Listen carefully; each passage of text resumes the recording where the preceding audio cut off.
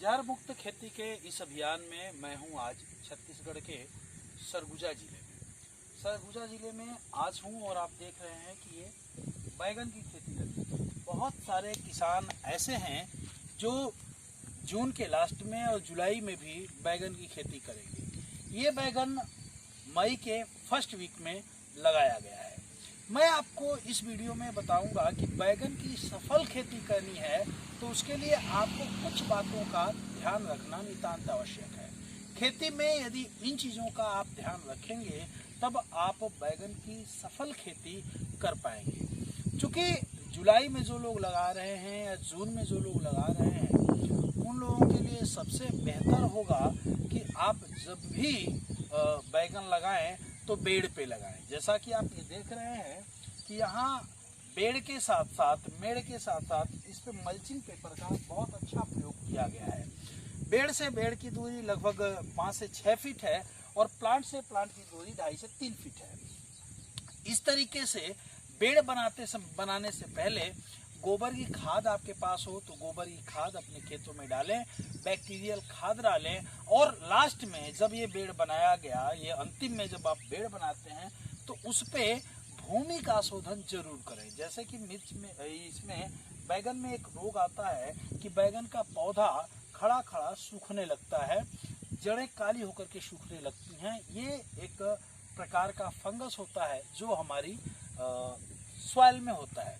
हमारे किसानों को ये आदत नहीं है कि हम जमीन का शोधन करें। हमारे किसान अधिकांशतः ध्यान अपने पौधे पे देते हैं। बुआई करते समय वो रासायनिक फर्टिलाइजर जो भी उनके पास होता है वो पर्याप्त मात्रा में डाल करके उसकी बुआई करते हैं और फिर उसका पूरा ध्यान इस पे आ जाता है, जिससे आगे चल करके हमें नाना प्रकार की बीमारियों का सामना करना पड़ता है। यदि इस बीमारियों से बचना है तो हमें और आपको थोड़ा सा प्रिवेंटिव काम करना होगा। यानी जब आप इसकी बुआई करें तभी भूमि का शोधन जरूर करें। भूमि में बैक्टीरियल खाद डालें जिससे आपकी भूमि पोली हो जाएगी, ढीली हो जाएगी, भुरभुरी हो जाएगी। और इसके बाद लास्ट में जब बो रहे हों आप, उससे पहले मल्चिंग बिछाने से पहले, या मल्चिंग तो आप यदि नहीं बिछा रहे हैं, आप बेड़ बना रहे हैं। बेड़ इसलिए कि बारिश का समय है और बारिश चूँकि जुलाई से शुरू हो जाती है हर साल, लेकिन इस बार मानसून चूँकि पहले आ गया है तो बारिश लगातार हो रही है। बारिश में यदि आप मेड़ पे नहीं लगाएंगे और पानी खेत में लग गया तो आपकी लगी लगाई फसल जो है खराब होने के चांसेस रहते हैं। तो इसलिए आप एक तो बैगन बेड़ पे लगाएं और दूसरा भूमि का शोधन जरूर करें। रासायनिक फर्टिलाइजर जितनी मात्रा में आप डालते हों उसका 30-40% कम मात्रा का ही अपने खेतों में प्रयोग करें। पौधों को जितना केमिकल से दूर रखेंगे उतना ही आपके खेतों में बीमारियां भी कम आएंगी और स्वस्थ होंगे। इसके साथ साथ बैगन की सबसे बड़ी बीमारी आती है कि बैगन जब बड़ा होता है, फ्लावरिंग कंडीशन पे आता है, तो फल फूल लगने लगता है तो उसमें मुड़ी कटवा नाम का एक रोग आता है जिससे बैगन झुक जाता है या फिर बैगन टेढ़ा हो जाता है, आपके फल खराब हो जाते हैं। इससे बचने के लिए जैसे ये प्लाट आप देखें तो इस प्लाट में आप पाएंगे कि कहीं भी कोई भी पौधा, थोड़ा करीब से दिखाइएगा, कोई भी पौधा आप देखें थोड़ा ध्यान से, तो एक भी पौधा आपको इफेक्टेड नहीं मिलेगा, कोई भी पौधा खराब नहीं मिलेगा, कोई भी पौधे पे कोई कीड़ा नहीं मिलेगा, कोई फंगस नहीं मिलेगा, कोई थ्रिप्स नहीं मिलेगा।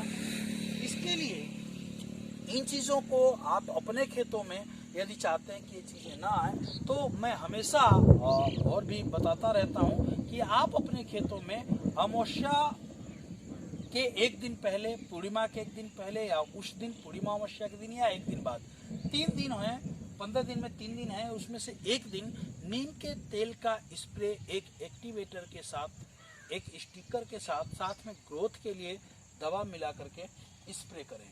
जितना बढ़िया, जब स्प्रे करते समय ये ध्यान दें कि इसको आराम से भिगाते हुए स्प्रे करें, जल्दबाजी में और दौड़ते हुए स्प्रे कदापि न करें। यदि आप ऐसा करते हैं तो अमावस्या और पूर्णिमा के दिन स्प्रे करने का मतलब होता है कि जो मैंने पढ़ा है, आपके खेत में जो कीट होते हैं वो अमावस्या और पूर्णिमा के दिन अंडे देते हैं। और जब अमावस्या और पूर्णिमा के दिन आपके खेत में अंडे आते हैं और उस पर आप नीम का तेल का स्प्रे करते हैं तो उससे, नीम के तेल से आपका जो ये कीट होता है, एक तो इसका पहला काम ये होता है कि पत्ते पूरे तीखे हो जाएंगे, कीट खाना बंद कर देता है। दूसरा, उसकी इल्ली जो होती है, जो माँ होती है, वो भी डिस्टर्ब हो जाती है। यदि आपने एक दिन पहले छीटा तो अंडे नहीं दे पाती है, या फिर एक दिन बाद छीटते हैं तो क्या होता है, अंडे जो होते हैं वो मर जाते हैं। इसका बैगन के खेत में यदि इन रोगों का प्रिवेंटिव स्प्रे न करेंगे, प्रिवेंटिव ध्यान नहीं रखेंगे, तो आगे जा करके ये कंट्रोल नहीं होता है। उसका कारण समझिएगा, थोड़ा सा करीब लाइए। देखिए, ये है बैगन का पेड़। कीट जो होता है हम लोगों से काफी चालाक होता है। कीट अंडा कहाँ देता है, इस पे कीट अंडा देगा, नहीं तो कहाँ अंडा देगा, कीट यहाँ अंडा देगा। ये जो नली देख रहे हैं यहाँ अंडा देगा। उससे क्या होगा, जब ये कीट अंडा देगा तो अंडा जब है और कोई भी केमिकल आप स्प्रे करेंगे तो उस केमिकल से कीट तो मरेगा लेकिन उसका अंडा नहीं मरेगा। यदि अंडा यहाँ है तो प्यूपा फिर लार्वा बन करके जब ये अंडा से बच्चा बाहर निकलेगा तो इसको छेद करके यदि वो यहाँ इधर आएगा तो ऊपर से आप देखेंगे कि बैगन शेप और साइज में बहुत अच्छा रहेगा लेकिन अंदर कीड़ा रहेगा। यदि वही कीट यहाँ है, यहाँ अंडे दिया है, यहाँ से देखिए टिलस निकल रहे हैं और यहाँ उसने अंडे दिए हैं और अंडा से अंडा नहीं मार पाए आप, प्यूपा लार्वा बन करके जब कीट आएगा इसको खाएगा और यहाँ से आकर के ऊपर जाने वाला पूरा जो रस है इसको ये चूस लेगा। तो आगे क्या होगा, जब ऊपर रस चूस लेगा और अंदर चला जाएगा तो ये फिर लटक जाएगा। ऐसे ये लटक जाता है। लटकने के बाद इस पे आप कोई भी दवा स्प्रे करते हैं तो काम इसलिए नहीं करती क्योंकि कीड़ा तो अंदर है, वो सुरक्षित है, वो मरेगा नहीं और आपके फसल को नुकसान करेगा, इसको खत्म कर देगा। फल काने होंगे, तो इसलिए बैगन में आप देखेंगे कि फल काने होते हैं। इससे बचने के लिए सबसे बेहतर उपाय है कि जब भी आप अपने खेतों में बैगन की खेती किए हैं तो उसमें नीम के तेल का स्प्रे, नीम का ओरिजिनल तेल लीजिए, उसको स्प्रे करिए और पूरा बढ़िया से पौधे को भिंगाते हुए यदि स्प्रे करते हैं तो आप पाएंगे कि आपके पौधों पे रोग आने की संभावनाएं कम से कम हो जाएंगी। इन चीजों का ध्यान यदि आप रखते हैं तो आप बैगन की सफल खेती कर पाएंगे। और भी कोई दिक्कत होती है तो आप हमको 92 36 11 47 11 पे संपर्क कर सकते हैं, व्हाट्सएप कर सकते हैं। जय हिंद, जय भारत, जय जवान, जय किसान।